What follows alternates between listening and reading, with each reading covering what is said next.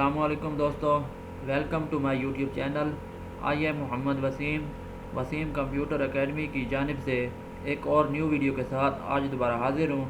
इंशाल्लाह आज की वीडियो में मैं आपको बताऊँगा कि आप अपने लैपटॉप या पीसी में अपनी फ़्लैश ड्राइव या पेन ड्राइव को पोर्टेबल कैसे बना सकते हैं। जी हाँ दोस्तों, आप कमांड प्रॉम्प्ट के ज़रिए आसानी के साथ अपने लैपटॉप में या पीसी में अपनी फ़्लैश ड्राइव को पोर्टेबल बना सकते हैं। किसी सॉफ्टवेयर की आपको ज़रूरत नहीं पड़ेगी।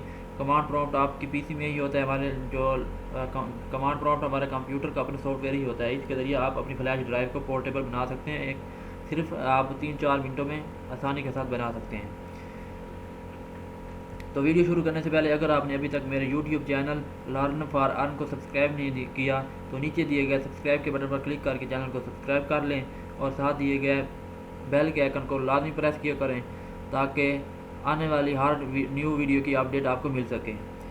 तो फर्स्ट ऑफ ऑल आपने क्या करना है कि आपने अपनी फ्लैश ड्राइव या पिन ड्राइव को जिसको आप पोर्टेबल बनाना चाहते हैं उसको आपने पीसी के साथ अटैच कर लेना है। यहाँ पे मैं अपनी पेन ड्राइव को इसके साथ अटैच कर देता हूँ अपने लैपटॉप के साथ।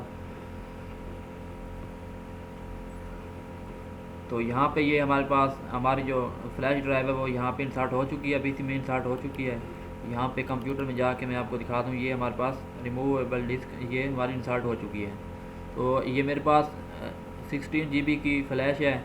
तो मैं इसको पोर्टेबल बनाना चाहता हूँ। तो सबसे पहले आपने क्या करना है, आपने कीबोर्ड से Windows+R का बटन प्रेस करना है और यहाँ पे टाइप करना है CMD। ये हमारे पास रन कमांड का बॉक्स ओपन हो जाएगा। तो यहाँ पे आपने CMD टाइप करने के बाद ओके पे क्लिक करना है तो हमारे पास कमांड प्रॉम्प्ट ओपन हो जाएगी। और अगर आप इस तरीके से ओपन नहीं करना चाहते तो आप यहाँ से कट कर दें। यहाँ पे आप स्टार्ट मेन्यू में आएँ और यहाँ पे टाइप करें कमांड प्रॉम्प्ट। ये तरीका बेस्ट है। मैं आपको रेकमेंड करूँगा कि आप यहाँ से ही कमांड प्रॉम्प्ट को ओपन करें।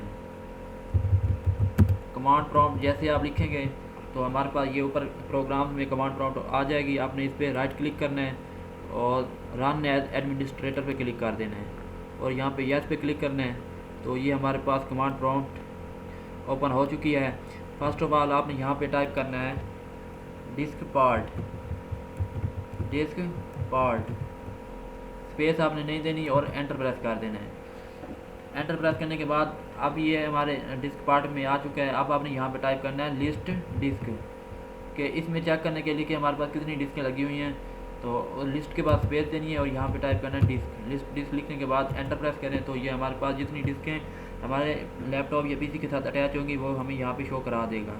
तो यहाँ पे मेरे पास 3 डिस्कें इसमें लगी हुई हैं। डिस्क 0 ये जो है ये मेरी हार्ड डिस्क है, ये हार्ड डिस्क हमारी लगी हुई है। उसके बाद डिस्क 1 ये कोई नहीं है और डिस्क 2 हमारी ये देख सकते हैं 14 GB ये 16 GB की हमारी फ्लैश ड्राइव लगी हुई है।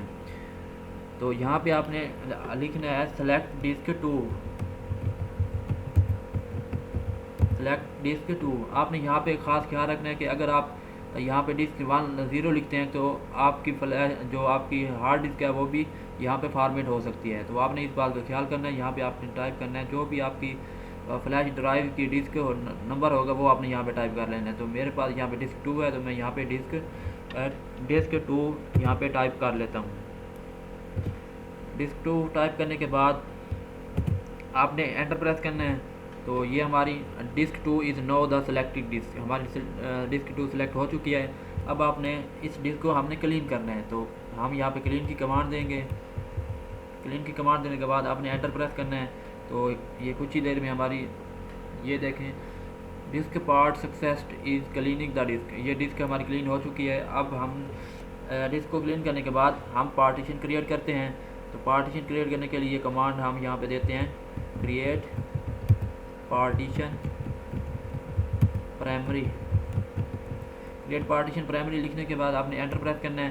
तो ये कह रहा है disc part succeeded in creating the specified partition अब हमारी क्रिएट हो चुकी है। तो अब हम इसे फॉर्मेट करेंगे। तो फॉर्मेट की कमांड क्या है, आपने यहाँ पे टाइप करना है format FS file system is equal to और यहाँ पे आपने लिखना है NTFS, क्योंकि जो भी ज़्यादातर पोर्टेबल फ्लैश वगैरह होती हैं या विंडोज़ होती हैं वो NTFS ही होती हैं। तो NTFS लिखने के बाद आपने स्पेस देना है और यहाँ पे आप लिख लेना है क्यूक। QUICK क्यूक लिखने के बाद आपने फिर स्पेस देना है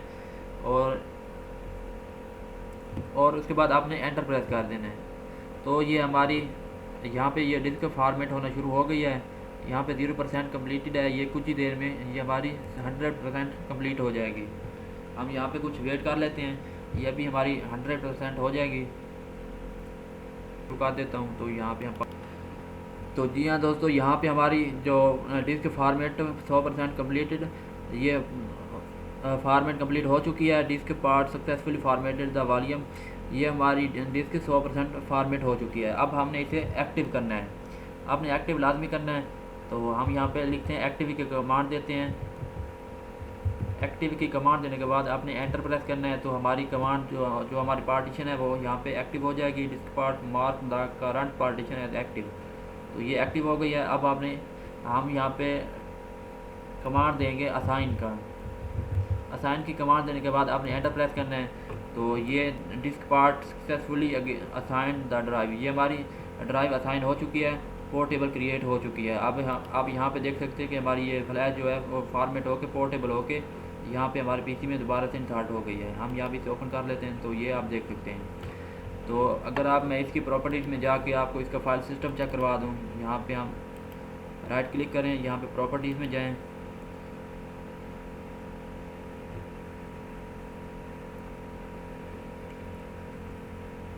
तो यहाँ पे आप देख सकते हैं कि यहाँ पे फाइल सिस्टम हमारा NTFS है, जो कि पोर्टेबल फाइल सिस्टम होता है। तो इस तरह से आप आसानी के साथ अपने कमांड प्रॉम्प्ट को यूज़ करते हुए अपनी फ्लैश ड्राइव या पेन ड्राइव को पोर्टेबल बना सकते हैं, बिना किसी सॉफ्टवेयर के, बिना किसी एप्लीकेशन के। तो उम्मीद करता हूँ कि आपको ये वीडियो अच्छी लगी होगी। प्लीज़ मेरी वीडियो को लाइक करें और ज़्यादा से ज़्यादा इसको शेयर करें और मेरे चैनल को सब्सक्राइब करना ना भूलें। वीडियो देखने का शुक्रिया।